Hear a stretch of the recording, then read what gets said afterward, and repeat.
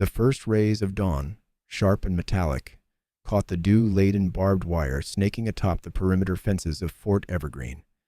They ignited 1,000 tiny ephemeral fires, casting long, distorted shadows that stretched across the neatly trimmed parade grounds. A low hum, almost imperceptible, emanated from the distant generators, a constant pulse beneath the emerging sounds of the waking bass, the rhythmic crunch of gravel underfoot, the distant clatter of mess hall preparations, the occasional bark of a guard dog. It was a morning like any other, imbued with the deceptive stillness that often precedes significant change. A lone figure ambled along a rarely used access road, his gait unhurried, almost leisurely. He was an older man dressed in plain khaki trousers, a muted olive-green shirt, and sturdy, well-worn boots. No insignia adorned his clothing, no rank identified him, and his silver hair, though neatly combed, was more a testament to age than military precision. He carried no weapons, no pack, just his hands clasped loosely behind his back, his posture one of quiet contemplation. His eyes, a startlingly clear blue, swept across the landscape, lingering on the weathered facades of the barracks, the disciplined rows of armored vehicles, and finally, the imposing structure of Hangar 7, a restricted zone bristling with sensors and guards, its massive doors sealed tight. He approached the hangar's perimeter with the same measured pace, an almost deliberate slowness that hinted at a man entirely at peace with his destination. 2 young sentries, barely out of basic training, stood guard at the main access point, their rifles held with the rigid formality of new recruits.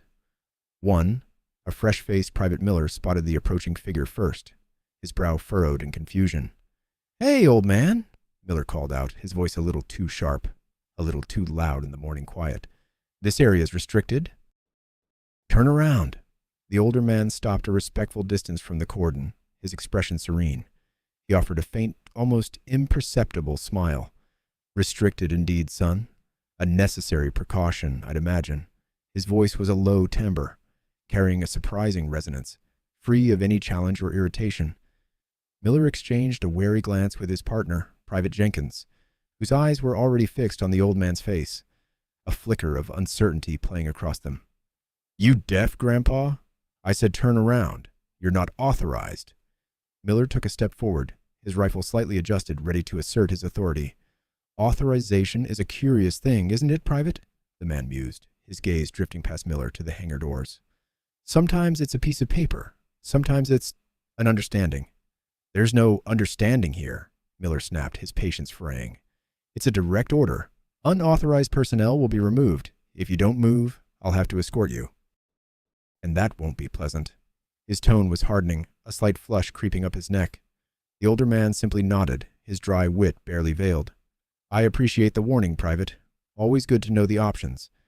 He made no move to leave, nor did he make any move to advance. He simply stood, observing as if waiting for a particularly slow-witted student to grasp a simple concept. Jenkins, meanwhile, had subtly shifted his weight, his eyes narrowing as he studied the old man. There was something in the way the man held himself, an almost regal bearing beneath the plain clothes, that tugged at a distant memory. He'd seen that kind of quiet authority before, but not in any civilian, certainly not in a trespasser. "Sir, I really must insist," Miller pressed, his hand now resting firmly on the stock of his rifle. "This is a secured facility. Your presence here is a breach." "A breach, perhaps, but hardly a threat, wouldn't you say?" the man replied, his tone still even, almost amused. He finally turned his gaze back to Miller, and for a fleeting moment, a spark of something ancient, something profoundly commanding, ignited in his blue eyes. Miller felt an involuntary shiver trace down his spine, a primal response to an authority he couldn't place, yet undeniably felt. Before Miller could articulate another threat, a harsh voice cut through the air. "What in the blazes is going on here, privates?" Captain Eva Rostova, a lean, formidable woman with a reputation for uncompromising discipline, strode purposefully towards them, her gaze like flint. She had the eyes of a hawk and the bearing of a predator. "Why isn't this man already gone?" "Miller, what's your report?" Miller snapped to attention, relaying his encounter with rapid-fire efficiency, omitting, of course, the slight tremor he'd felt under the old man's gaze. "Unauthorized civilian attempting to access Hangar 7, Captain. Refused to comply with orders to vacate." Rostova's eyes, cold and assessing, swept over the older man. She saw a civilian, an elderly one at that, dressed without distinction. Her lip curled almost imperceptibly. "Sir, I don't know who you think you are, but this is a military installation, not a public park. I suggest you turn around and leave now, or you will be escorted off the premises, and not gently." Her voice was like ice, devoid of any warmth or patience. The old man finally sighed, a soft, almost imperceptible sound, as if dealing with repeated slowness was a familiar burden. He turned his full attention to Rostova, his expression still calm, but a subtle shift in his posture suggested a limit, however distant, was being approached. "Captain Rostova, I presume." Rostova's eyes widened fractionally. How did he know her name? She hadn't introduced herself. "That's Captain Rostova, yes. And you are?" she demanded, a hint of suspicion entering her voice. "Alistair Sterling," the man replied, his voice still quiet, but with an underlying current that seemed to fill the space around them, demanding attention without raising its volume. "And I believe you have some classified equipment in Hangar 7 that requires my evaluation." Rostova stared at him, dumbfounded for a moment. Alistair Sterling? The name hit her like a physical blow. Her face, usually a mask of stern control, went utterly blank, then slowly, agonizingly, flushed a deep, mortified crimson. She saw Jenkins, out of the corner of her eye, practically vibrating with suppressed shock and a dawning understanding. "General Sterling?" Rostova stammered, the words catching in her throat, her voice now a mere whisper. The steel had evaporated, replaced by abject horror. The man before her wasn't merely Alistair Sterling. He was the General Alistair Sterling, a legend, a living myth whose name was whispered in the highest echelons of command. The architect of a dozen covert operations, the strategic mind behind campaigns still studied in war colleges. He was supposed to be retired, living in complete anonymity. The man, General Sterling, offered a small, wry smile. "Indeed, Captain. Though I prefer to be called Alistair these days. Less formal, wouldn't you say?" His gaze was gentle, but held a profound knowledge of her sudden predicament. He didn't gloat. He didn't even seem to judge. It was simply an observation, a fact of the moment. Rostova's jaw worked, but no sound came out. She felt the eyes of Privates Miller and Jenkins on her, their expressions a mixture of confusion and dawning realization. Miller, still oblivious, looked from his captain's ashen face to the calm old man, a bewildered frown on his face. Jenkins, however, had gone rigid, his eyes wide, recognizing the name now, the pieces clicking into place with terrifying clarity. "Privates!" Rostova finally choked out, her voice still hoarse but with a desperate urgency. She snapped a salute, a rigid, almost frantic gesture to the quiet man. "My deepest apologies, General. I had no idea. There was no notification of your arrival, sir." Her face was a mask of utter humiliation. General Sterling merely waved a dismissive hand, a gesture of understanding. "No need for apologies, Captain, and certainly no need for notifications. I prefer to observe things as they truly are without the usual fanfare. It makes for a far more accurate assessment, wouldn't you agree?" His eyes held a gentle forgiveness, a subtle acknowledgement that mistakes, particularly those born of diligence, could be learned from. He then looked at Private Miller, who was now standing at a belated shaky attention, his face pale as he processed the revelation. "And you, Private," Sterling addressed Miller directly, his voice softening further. "You were simply doing your job, a commendable trait. Just remember, sometimes the most unassuming package holds the most significant contents." His words carried the weight of a lesson delivered without judgment, a quiet wisdom freely given. He then turned back to Rostova, a slight incline of his head. "Now, Captain, if you would be so kind as to grant me access to Hangar 7, I believe Colonel Vance is expecting me, though he may not know it yet." A faint glint of mischief entered his clear blue eyes, a hint of the cunning mind that had shaped military history. The alarm is raised. The late afternoon sun, already low in the western sky, cast long, distorted shadows across the tarmac, making it difficult to discern figures at a distance. Private First Class Miller, hunched slightly against the persistent chill that seemed to seep through the very stones of Fort Evergreen, peered through the reinforced glass of his watchpost. His breath plumed in the cold air, each exhalation a small cloud of transient existence. He'd been on duty for 3 hours, and the monotony of the perimeter watch was beginning to fray his nerves. He ran a gloved hand over his close-cropped hair, his gaze sweeping the familiar landscape of hangars, service vehicles, and the distant, shimmering outline of the desert beyond the fort's outer walls. His eyes snagged on a figure near Hangar 7, a restricted zone even for most commissioned officers. A shiver, not entirely from the cold, traced its way down his spine. The man was older, his silver hair catching the dying light, and he moved with a quiet, unhurried ease that struck Miller as profoundly out of place. This wasn't a technician, nor was it one of the regular security detail. His uniform was wrong. Too simple, too unassuming for a military installation of this magnitude. It lacked the insignia, the badges, the very weight of authority Miller was accustomed to seeing. Unauthorized presence, Miller muttered, the words tasting like metal in his mouth.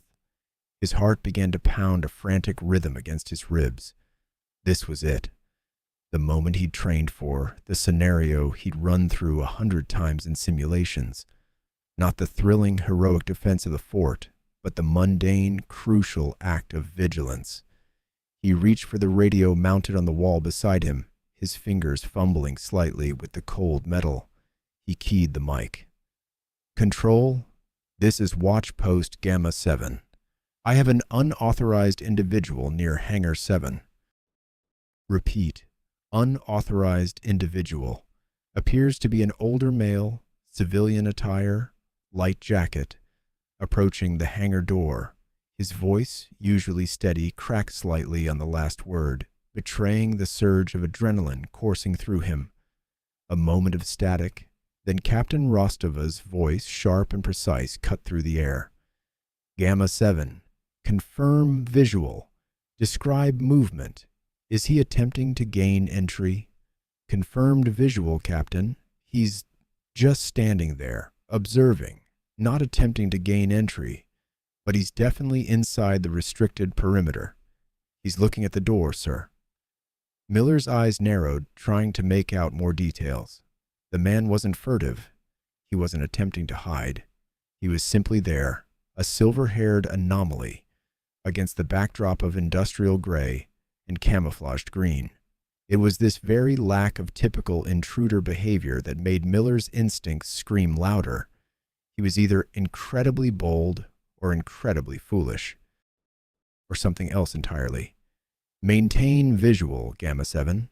Do not engage. Patrol Alpha 2 is en route. Do you have a positive ID? Rostova's tone was clipped, her concern palpable even through the tinny speaker. Negative, Captain. No ID. He's just looking around, sir. Almost like he's familiar with the place, but he's not supposed to be. Miller watched as the man, General Sterling, though Miller had no way of knowing it, turned his head slightly, his gaze sweeping over the various surveillance cameras mounted on the hangar's exterior. There was no apprehension in his posture, no quick dart of the eyes. Just a calm, almost leisurely assessment. It was unnerving. Understood, Gamma 7. Stay vigilant. Alpha 2, report your position. Miller kept his gaze fixed on the figure, his hand resting on the safety of his rifle. Every fiber of his being was screaming caution. This wasn't a standard trespasser. This was something different. The air crackled with a strange tension, a quiet hum that preceded a storm.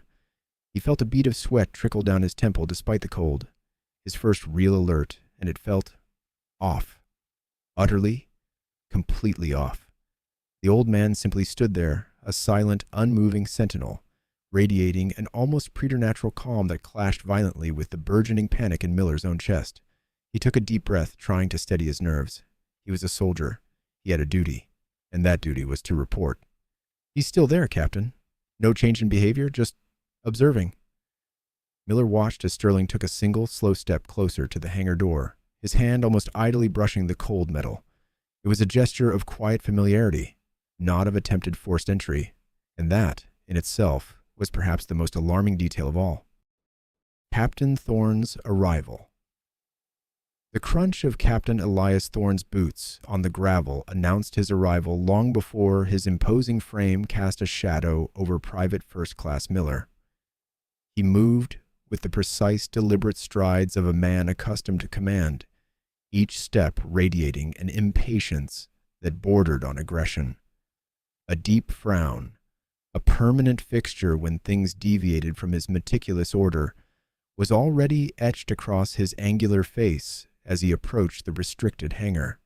The air, still damp with the lingering chill of dawn, seemed to prickle with his barely contained fury. "Miller! Report!" Thorne barked, his voice sharp and resonant, cutting through the low hum of the base. He didn't wait for a response, his gaze already sweeping past the young private to the figure standing near the hangar's reinforced doors. The silver-haired man remained motionless, observing the distant tree line with a serene detachment that Thorne instantly found infuriating. This was not the nervous, furtive posture of a common trespasser. Miller snapped to attention, relaying his observations with a practiced urgency.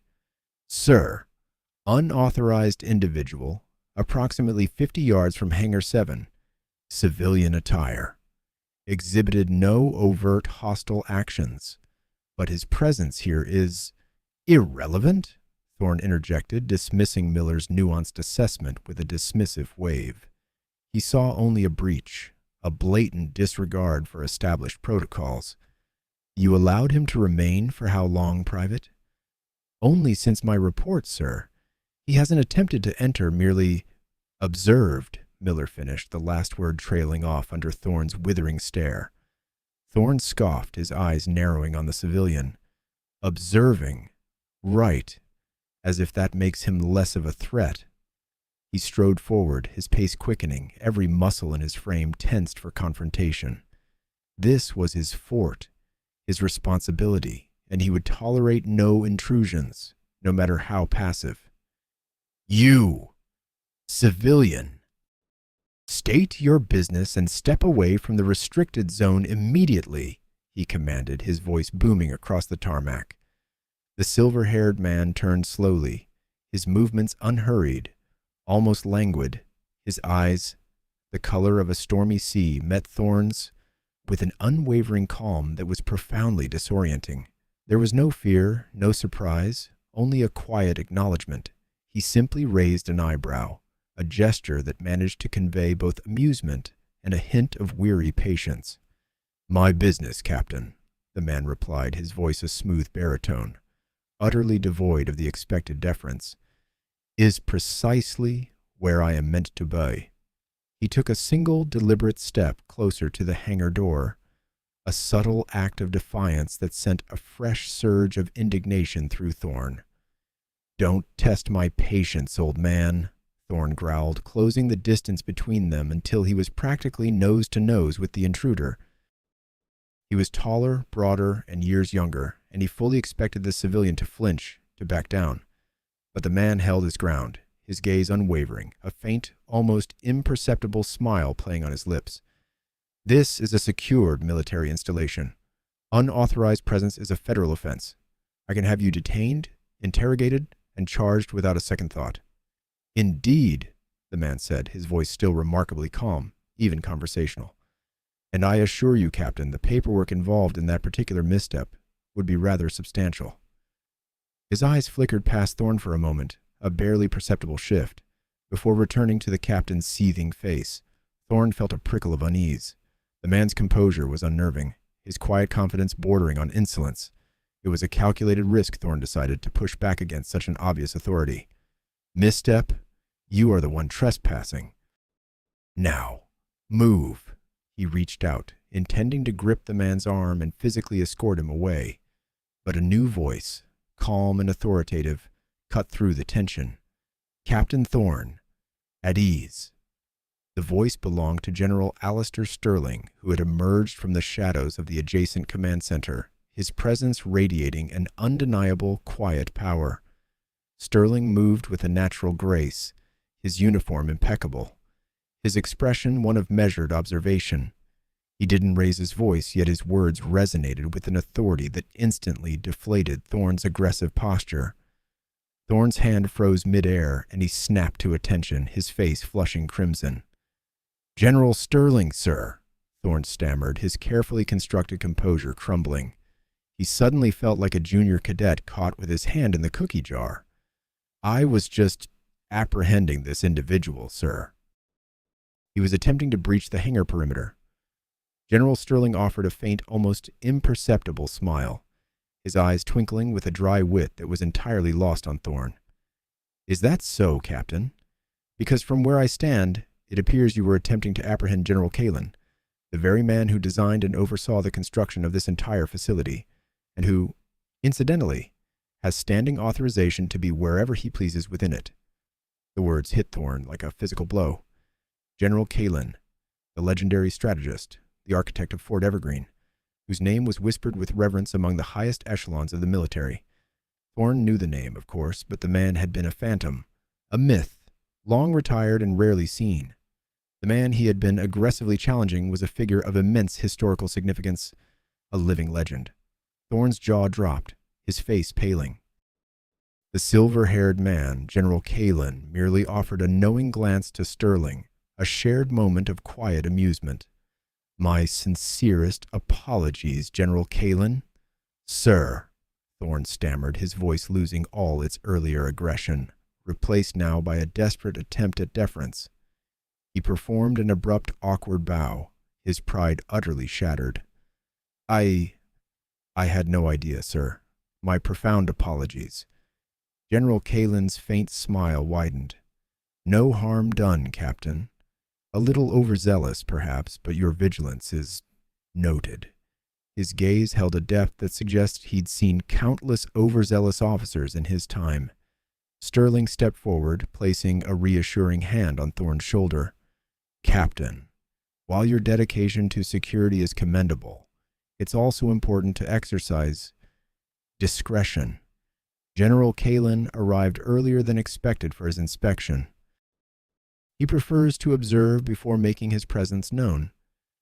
Sterling's tone was gentle, but the underlying message was clear. Thorne had made a grave error. Perhaps a brief review of top-tier clearance codes and identification protocols is in order? Thorne swallowed hard, his face still burning. "Yes, General. Immediately, General. And again, General Kalin, my most humble apologies." He stood rigidly, his earlier bravado completely evaporated, replaced by a profound, almost crushing respect. The air, which had been charged with his fury, now felt heavy with his humiliation. The first demand. The hangar's metallic tang, usually a comforting scent, now tasted acrid in Thorne's throat. His face still burned from General Sterling's quiet reprimand, a silent fury tightening his features. He watched Kalin, the legendary, almost mythical figure, exchange a low word with Sterling before vanishing into the restricted zone's cavernous depths. The audacity! To be blindsided, made a fool of by a man who ghosted through his meticulously maintained security protocols. Thorne spun, his boots ringing sharply on the polished floor, marching directly for Sterling.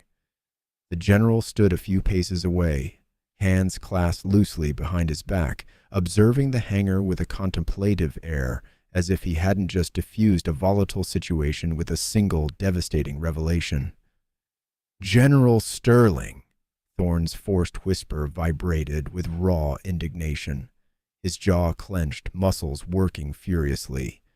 "With all due respect, sir, what was the meaning of that? And more importantly, what is his purpose here? How did he breach our perimeter with such ease?" Sterling slowly turned, his expression unreadable, a faint smile playing on his lips. Not amusement, Thorne realized with a jolt, but something far more unsettling. A knowing smile, hinting at secrets Sterling possessed that Thorne couldn't fathom. The general's gaze, usually direct, drifted over Thorne's shoulder for a moment, assessing the distant hum of machinery, before settling back on the enraged captain. "Captain Thorne," Sterling began, his voice a smooth, low murmur that barely cut through the ambient drone. "Your concern for security is commendable, as always." The words were anodyne, yet Thorne caught the faint undercurrent of irony, a subtle barb pricking his already raw pride. "However, I believe my intervention was quite clear." "Clear, sir?" Thorne retorted, his voice rising despite efforts to maintain decorum. He took a step closer, invading Sterling's usual buffer zone. The air between them crackled. "It was a direct undermining of my command. I was merely upholding protocol, maintaining the integrity of this facility. And you just waltzed in with a man whose identity was entirely unknown to my entire security detail." His arm swept out, a frustrated gesture encompassing the hangar's vast expanse. "Explain yourself, sir. How did General Kalen enter this restricted zone without a single authorization flag, without so much as a blip on our sensors?" The words tumbled out, a torrent of grievances fueled by humiliation and a desperate need for answers. Thorne felt a bead of sweat trickle down his temple, a testament to the furious internal battle. He was pushing the boundaries of insubordination, he knew, but the sting of public disgrace by a ghost from the past was too much to bear. Sterling's smile remained, gentle and unyielding. He didn't flinch from Thorne's aggressive stance, nor did his composure waver. His storm-cloud eyes held a peculiar depth, as if seeing far beyond the immediate conflict. He exhaled slowly, a barely perceptible sigh carrying the weight of countless years, countless decisions. "Captain," Sterling said, his voice soft, almost conversational, yet possessing an undeniable authority that seemed to quiet the very air around them. "There was no breach. General Kalen requires no authorization flag, no blip on your sensors, because he is, in essence, the architect of those very systems." He paused, allowing the implication to settle. "As for my purpose, and his, well, it's quite simple, really." Thorne waited, breath held, muscles coiled, bracing himself for an elaborate explanation. A complex strategic maneuver, perhaps even a classified mission brief. He expected layers of intricate reasoning, a justification that would, at the very least, salvage some shred of his professional pride. Sterling's smile widened, ever so slightly, a fleeting spark of amusement dancing in his eyes. He leaned in, just a fraction, and in a voice barely a whisper, yet carrying with absolute clarity in the sudden quiet of the hangar, he stated, "I have an appointment."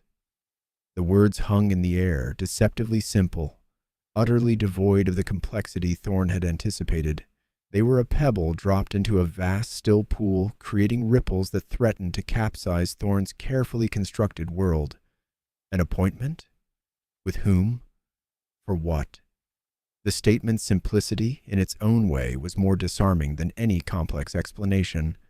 It implied a level of access, a depth of understanding, that Thorne was utterly excluded from, and the realization hit him with the force of a physical blow.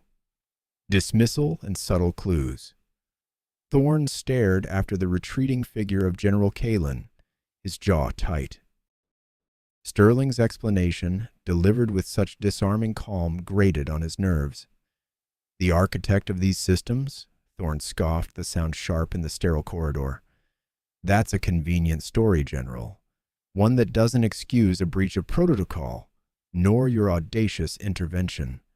His eyes narrowed, a cold glint appearing in their depths.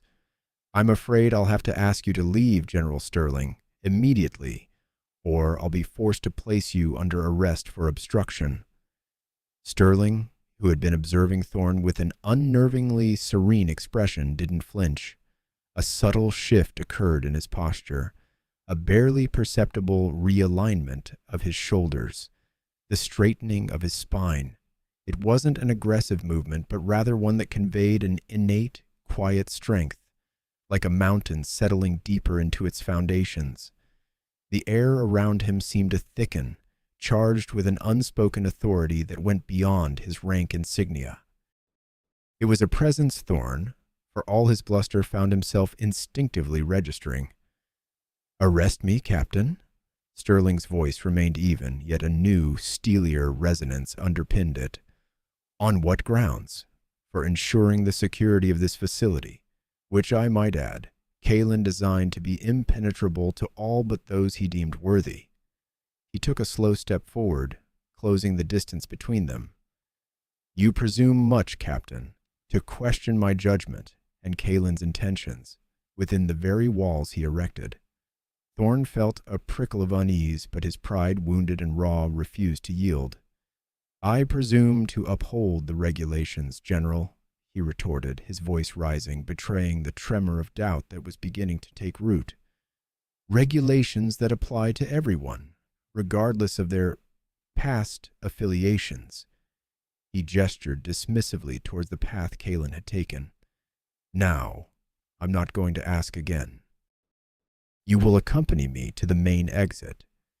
He reached out, intending to take Sterling's arm to physically escort him from the area, a move designed to assert his dominance and regain some semblance of control. But as his fingers brushed Sterling's sleeve, a jolt ran through Thorn.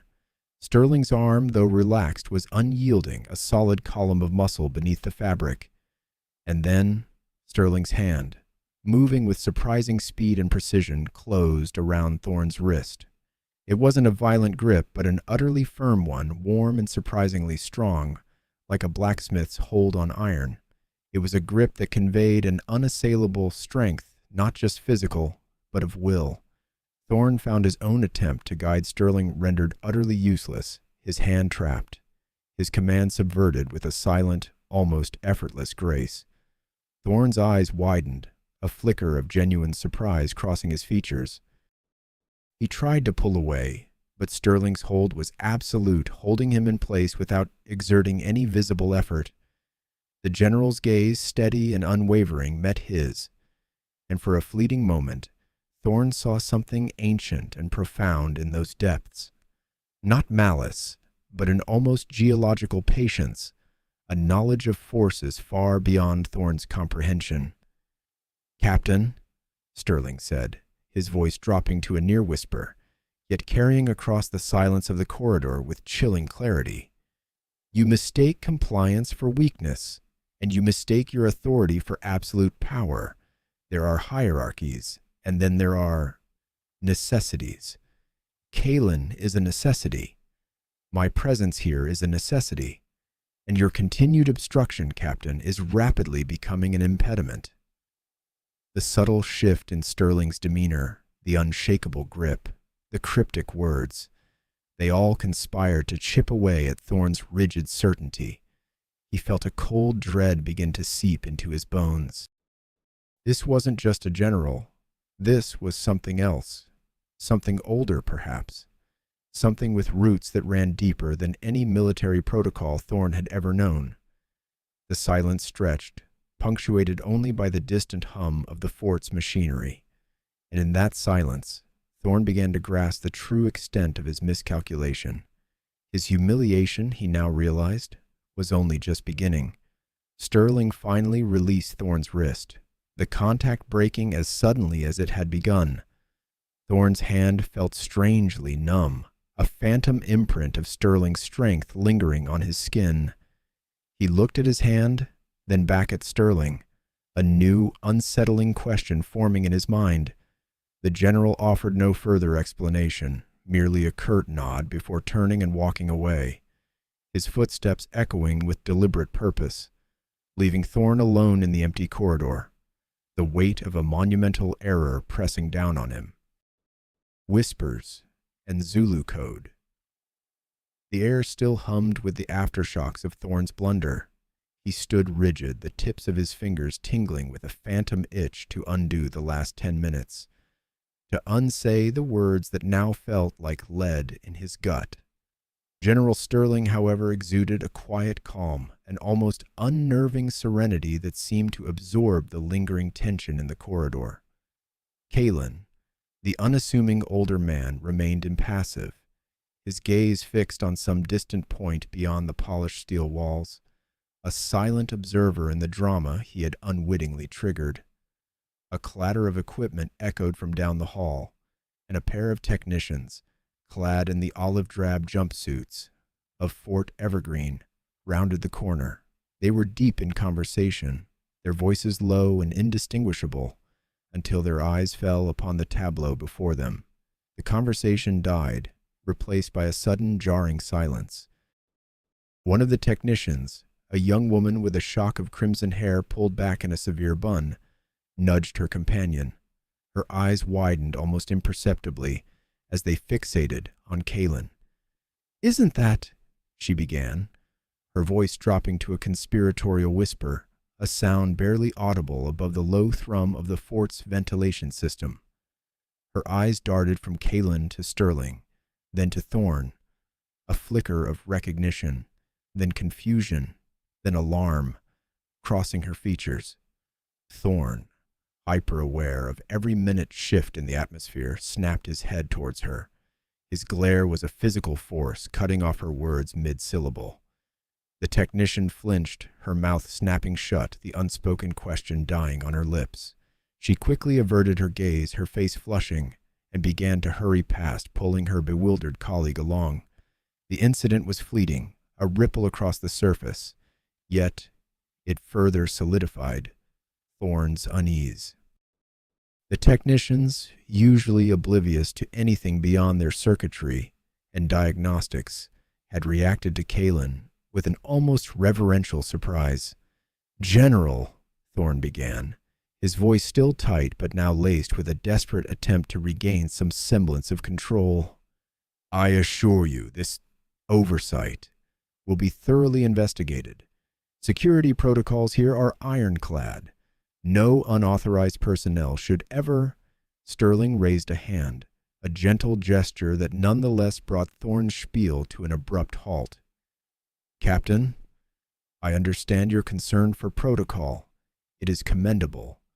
However, let us not dwell on what has transpired. The immediate objective remains." His gaze, clear and unwavering, seemed to bore into Thorne, reminding him of the true chain of command. Thorne swallowed, the words catching in his throat. He had to reassert himself, if only to salvage a shred of his authority. He grasped at the highest level terminology he knew, hoping to impress Sterling, to demonstrate his own comprehension of the fort's intricate hierarchy, and perhaps to subtly challenge Kalen's presence. "Understood, General. I'll ensure that General Kalen is escorted to his appropriate quarters, and all necessary clearances are processed immediately. I'll initiate a Zulu code validation for his access credentials across all restricted sectors. We can have the full retinal and vocal scan initiated within the hour, bypassing the standard 96-hour waiting period for a Level 5 security clearance. Naturally, this requires your explicit endorsement, General Sterling." He paused, expecting some reaction from Sterling, a nod of approval, perhaps a brief explanation of Kalen's status, or even a flicker of surprise at the mention of such a high-tier clearance. Zulu code validation was reserved for only the most sensitive, classified operations, requiring direct oversight from the highest echelons of command. It was a term rarely, if ever, uttered aloud within the fort's confines, a silent testament to the gravity of the situations it was invoked for.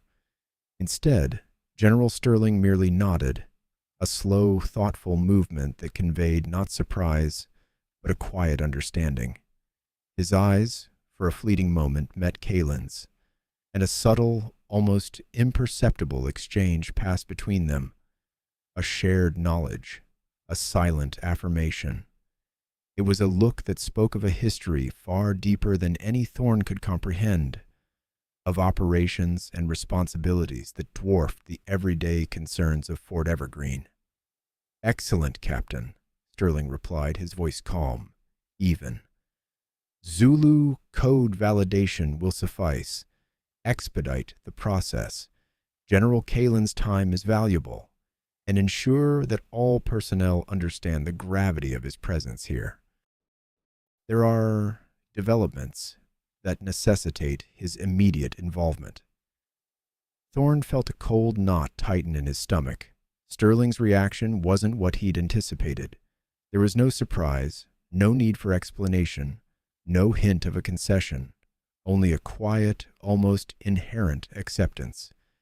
It was as if Sterling had expected the mention of Zulu code, as if Kalen's presence at that level was entirely unremarkable to him.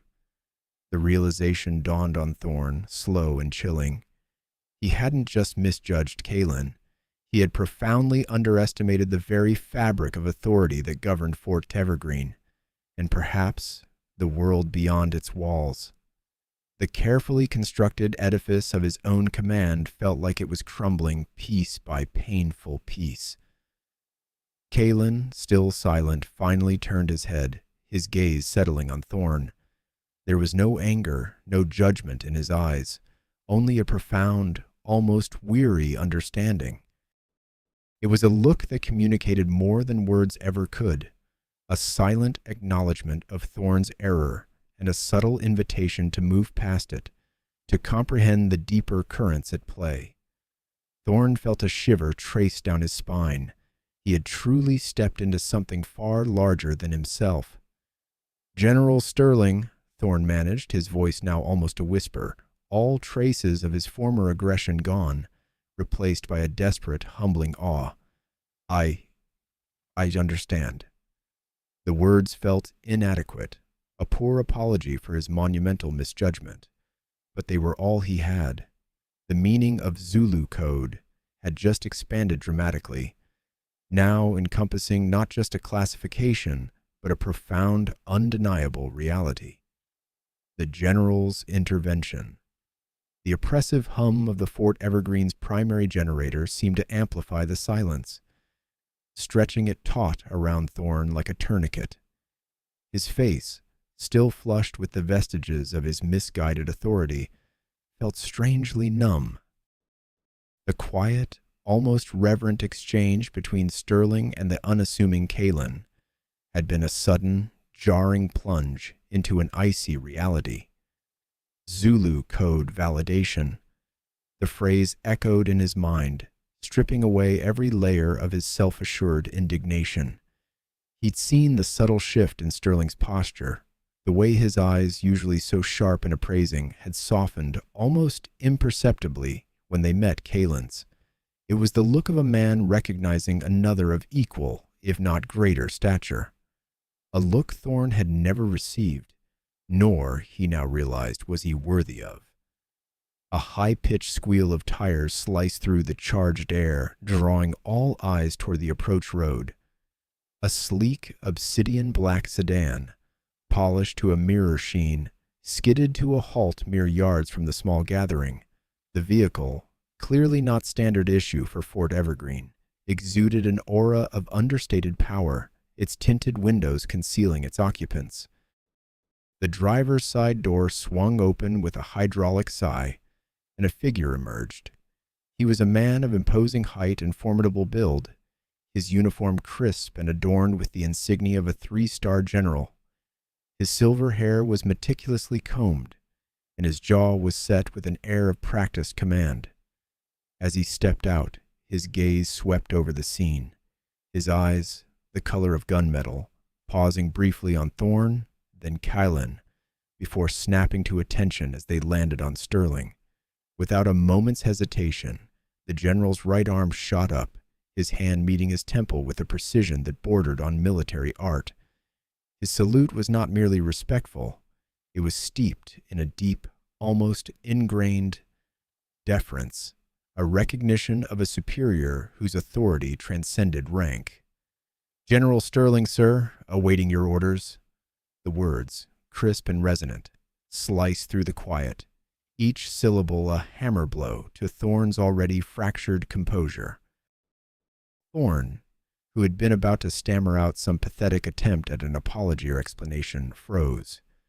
His mouth, dry and suddenly tasting of ash, refused to form coherent words.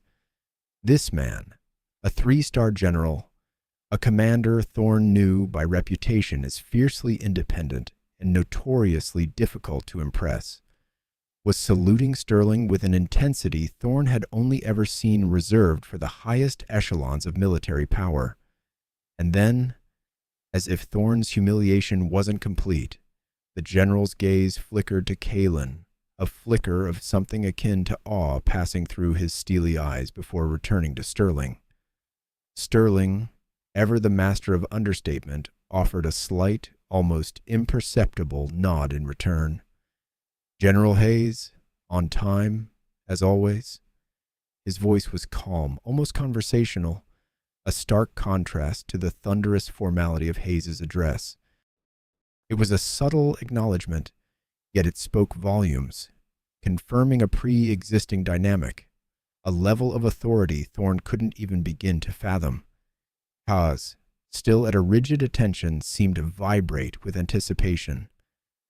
"I came as soon as I received your encrypted transmission, General. The situation at Sector Gamma, it's evolving rapidly." His voice dropped slightly on the last few words, a hushed reverence that hinted at the gravity of the implied threat.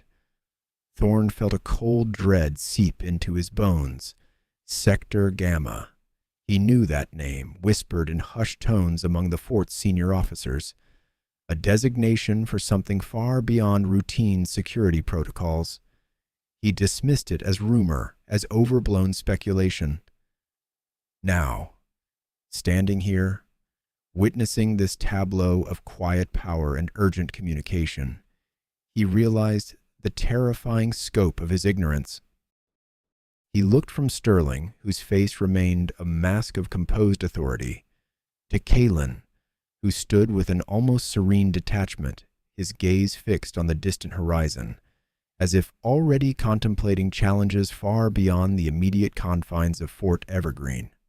The unassuming figure Thorne had so casually dismissed as an elderly trespasser was now revealed to be at the epicenter of a crisis that demanded the attention of 3-star generals and encrypted transmissions. The Zulu code validation wasn't a formality. It was a testament to Kalen's unparalleled importance. The air around them thickened, heavy with unspoken implications and the weight of imminent decisions.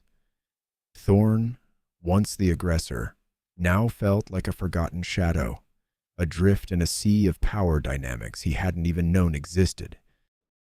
The ground beneath his feet, which he had believed to be so firm, had crumbled, leaving him teetering on the precipice of a profound realization. He had just stumbled into a game far grander and infinitely more dangerous than he could have ever imagined, and he had, in his blind arrogance, almost jeopardized its most crucial player. The shame was a physical ache, a burning heat that spread across his face, even as his limbs remained locked in stunned paralysis. Hayes, finally allowed to relax his salute, strode purposefully toward Sterling, his eyes darting to Kalen for a fleeting moment, a silent acknowledgement passing between them. The sedan's engine idled softly, a low growl of contained power, a soundtrack to Thorne's complete and utter capitulation. He had been so utterly, catastrophically wrong. The weight of his blunder, once a sharp sting, was now a crushing burden. The revelation. The crisp snap of General Hayes's salute, delivered with an almost reverential respect, echoed through the suddenly hushed cavern. Thorne's throat tightened, a dry constriction that made swallowing impossible. His gaze flickered from the 3-star insignia on Hayes's shoulder to Sterling, then back. The implications, like a tidal wave, were gathering force. "General Sterling, sir." Hayes's voice, usually a booming instrument of command, was hushed, almost reverent. "Thank the stars you're here. Sector Gamma it's a full-blown catastrophe. We're losing containment protocols by the minute." The words struck Thorne like a physical blow. General Sterling, the name, previously a casual descriptor he'd assigned to an unknown man, now detonated with the weight of absolute authority. His blood, which had been thrumming with indignant energy moments before, drained from his face, leaving a cold, hollow sensation. The color leached from his cheeks, leaving him ashen, his skin feeling strangely stretched and papery.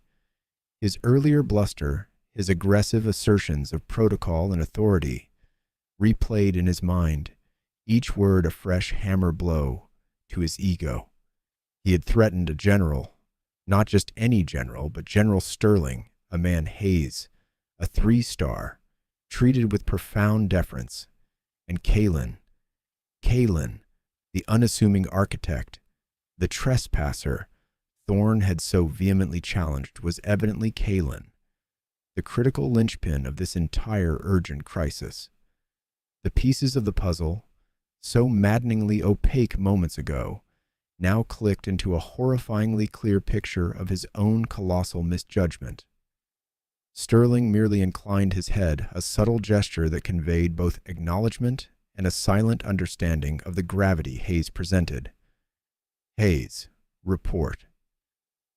His voice, though calm, held an edge of steel that had been absent during his earlier, more diplomatic exchanges with Thorne. It was the voice of a man who commanded legions, not merely men. Hayes launched into a rapid-fire assessment of the Gamma situation, the technical jargon flying thick and fast, neural network degradation, localized reality distortions, cascading temporal anomalies. Thorne barely registered the specifics, his mind reeling. He had been so consumed by his own petty territoriality, his rigid adherence to rules, that he had utterly failed to perceive the true dynamics at play. The Zulu Code, which he dismissed as an obscure nonsense, was clearly a validation of identity, a critical security measure he hadn't even known existed. A single knowing glance from Sterling found Thorne. A brief, almost imperceptible flicker in the general's eyes. It wasn't a look of anger or even outright contempt, but rather a quiet, almost weary acknowledgement. It spoke volumes, conveying a subtle message. You thought you were upholding security, Captain, but you were merely being vigilant. The unspoken addendum, and foolishly arrogant, hung in the air, a silent condemnation. Thorne felt a wave of profound mortification wash over him, hot and cold at once. His uniform, which he usually wore with such pride, suddenly felt like a straitjacket. Heavy and constricting, he could feel the eyes of the other soldiers, the ones who had witnessed his aggressive confrontation with Kalen, now boring into him. Their expressions, once a mixture of confusion and mild curiosity, had shifted to a shared understanding, a silent commiseration mixed with a hint of schadenfreude. They knew. Everyone knew. He longed for the ground to open up and swallow him whole. His bravado, his unwavering certainty had evaporated, leaving behind a hollow core of shame. He was not the discerning officer he prided himself on being, but a blind, blundering fool who had almost sabotaged a critical mission due to his own inflated sense of self-importance. The power dynamic, so confidently asserted by him just moments ago, had not merely shifted. It had inverted, leaving him at the very bottom, exposed and utterly humiliated. He dared not meet Sterling's gaze again, nor Hayes's, who was still detailing the escalating crisis. His focus was fixed on the ground, his boots suddenly fascinating objects. The silence of his own mind, devoid of the aggressive self-justification that had fueled him moments before, was deafening. He had misjudged everything, from Kalen's unassuming demeanor to Sterling's quiet authority. The true power, he now understood, lay not in the shouting of commands or the rigid enforcement of regulations, but in a deeper, more profound form of respect and recognition, forged in the crucible of shared history and critical responsibility. He was no longer Captain Thorne, the unwavering guardian of Fort Evergreen. He was merely Elias Thorne, a man utterly undone by his own arrogance. Humble apologies and a new mission. The silence that followed. General Hayes's abrupt departure hung heavy, thick with the weight of Thorne's colossal error. His face, which moments ago had been a mask of rigid authority, now cycled through shades of crimson and pallor, his jaw working uselessly. The stern lines around his mouth softened into an expression of utter mortification. He looked at Sterling, then at the older general, Kalin, his gaze flickering with desperate uncertainty. The metallic tang of fear, sharp and acrid, filled his mouth. "Generals," he began, his voice a reedy whisper, a stark contrast to his earlier booming commands. His Adam's apple bobbed as he swallowed hard. My sincerest apologies, my profoundest apologies for my egregious misjudgment. I had no idea at all." He wrung his hands, a gesture utterly uncharacteristic of the composed officer he usually presented himself to be. The polished gleam of his boots, usually a source of pride, now seemed to mock him, reflecting his shame back at him. I am truly sorry for my impudence, my insubordination." Sterling, who had observed Thorne's unraveling with a detached yet empathetic expression, offered a small, kindly smile. It was a gesture of surprising warmth, dissolving some of the frigid tension that still clung to the air. "There's no need for such self-flagellation, Captain Thorne," Sterling said, his voice a smooth balm. "Your dedication to protocol, while perhaps misguided in this particular instance, is precisely what we expect from an officer of your caliber. A misunderstanding, nothing more, and one, I assure you, that is now entirely forgotten." Thorne, however, seemed incapable of letting it go. His eyes, still wide with a dawning horror, darted between the two generals. But General Hayes spoke of a catastrophe, Sector Gamma, and I nearly compromised your mission. My foolishness, my arrogance," he trailed off, visibly shuddering.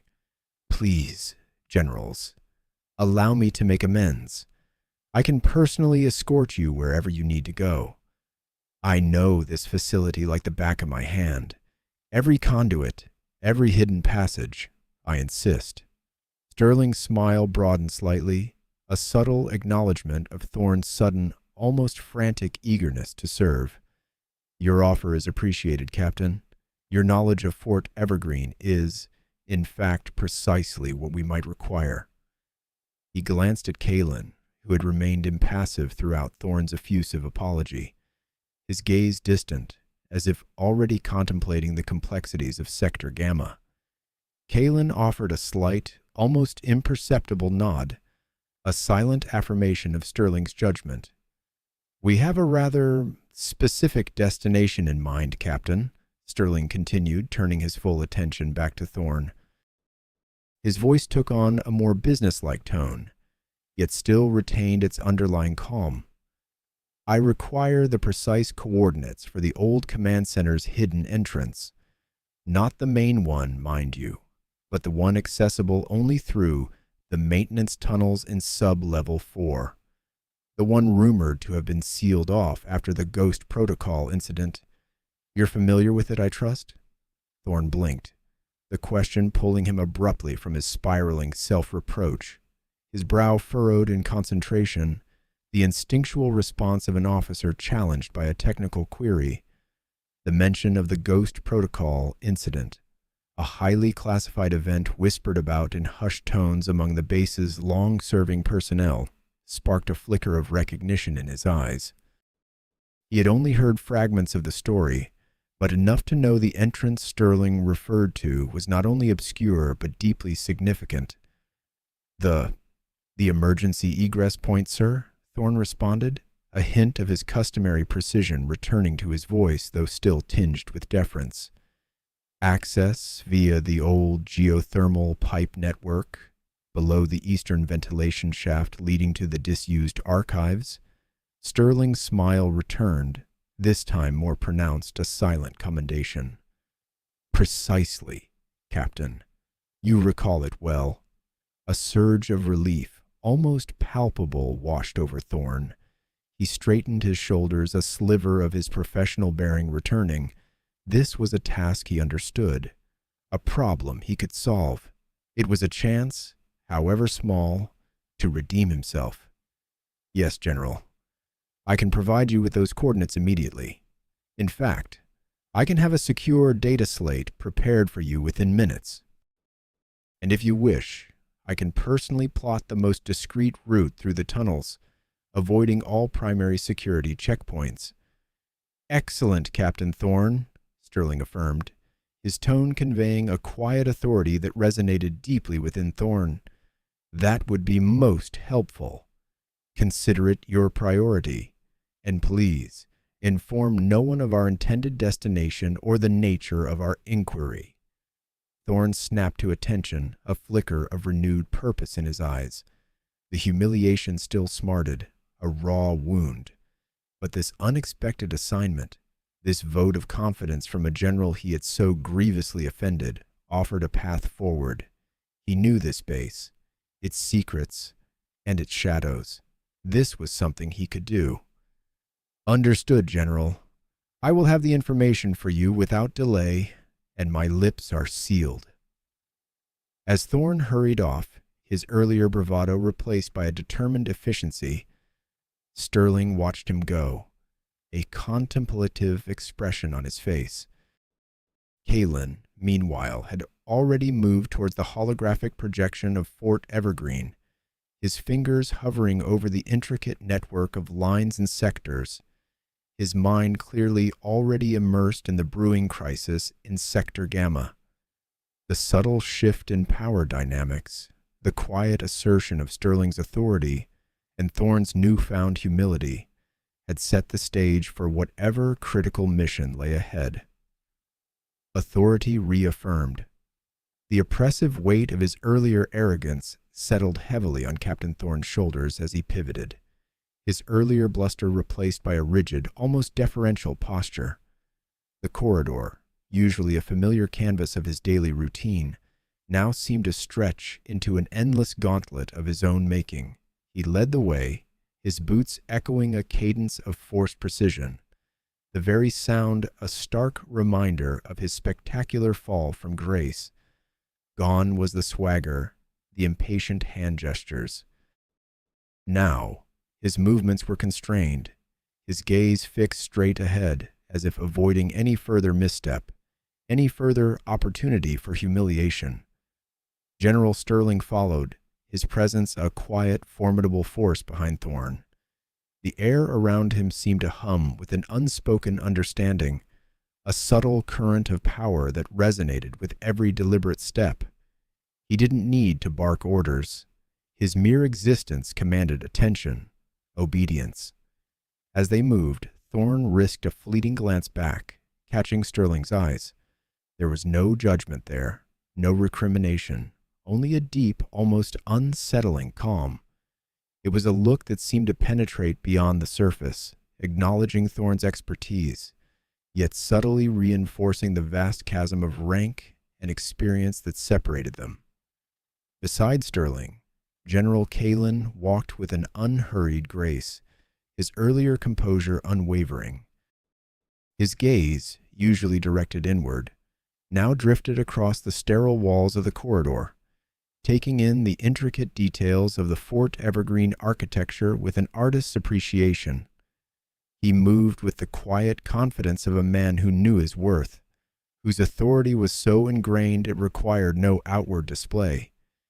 It was this quiet dignity that had so thoroughly disarmed Thorne earlier, a quality he now recognized as a hallmark of true power, rather than the trespasser's meekness he had so foolishly misinterpreted. They navigated a labyrinth of service corridors, their existence barely hinted at on standard Fort Evergreen schematics. Thorne, drawing upon a mental archive of classified information, moved with an almost instinctual certainty. His mind, now sharply focused on the task at hand, raced through blueprints and contingency plans, the precise location of the hidden entrance solidifying with each turn. This was his domain, the intricate veins of the fort, and in this he found a sliver of his professional pride returning, untainted by the shame of his earlier blunder. He had something to offer, a skill essential to their mission, and for that he was momentarily grateful. As they approached a nondescript section of wall, indistinguishable from any other, Thorn paused. His fingers, calloused from years of training and fieldwork, traced a faint seam in the plasteel. Barely visible to the naked eye, he produced a sleek black device from his utility belt, its surface devoid of any distinguishing marks. With a series of precise presses, a faint whirring sound emanated from the wall, followed by a soft click. A section of the plasteel slid inward, then glided silently to the side, revealing a narrow, unlit passage beyond. The air within was cool, stagnant, carrying the faint scent of old metal and sealed spaces. Thorn stepped aside, gesturing for the generals to precede him. The act, so simple, was laden with profound meaning. It was an explicit acknowledgement of their superior rank, a silent apology for his past transgressions, and a renewed commitment to their mission. He was no longer the aggressive gatekeeper, but a humbled guide, ready to serve. Sterling met Kalen's gaze across the threshold of the hidden entrance. It was a fleeting exchange, yet within it lay a wealth of shared understanding. A subtle nod from Sterling, a barely perceptible flicker of an eyebrow from Kalen. It was a communication without words, a silent acknowledgement of their intricate dance, their intertwined destinies. In that brief moment, the weight of their collaborative authority was palpable, a quiet reaffirmation of a power structure that transcended rigid military protocol, resting instead on mutual respect and a deeper, more profound purpose. Thorn, observing this silent communion, felt a shiver run down his spine.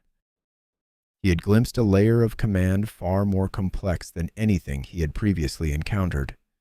His earlier perception of power, based on rank and rigid adherence to protocol, had been shattered and reformed. He understood now that true authority was not merely granted but earned, and in the case of these two men, it resonated with a history far deeper than any military file could convey.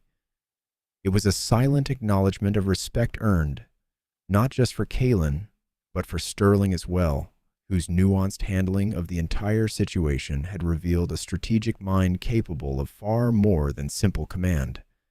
As Sterling stepped into the cool darkness of the passage, Kalen followed, his silhouette framed for a moment against the receding light of the corridor.